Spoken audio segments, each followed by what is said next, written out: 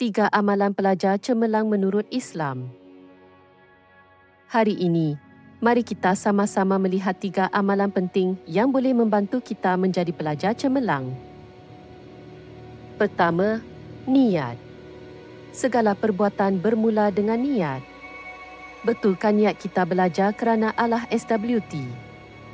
Belajar bukan semata-mata untuk mendapatkan keputusan yang baik, tetapi untuk menuntut ilmu yang bermanfaat dan memberi manfaat kepada orang lain. Kedua, solat. Jaga solat kita. Solat adalah tiang agama.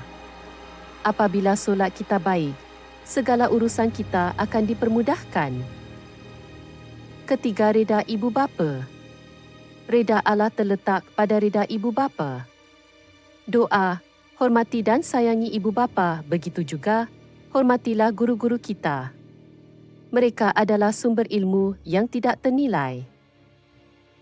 Semoga dengan mengamalkan tiga amalan ini, kita semua menjadi pelajar yang cemerlang dan berakhlak mulia.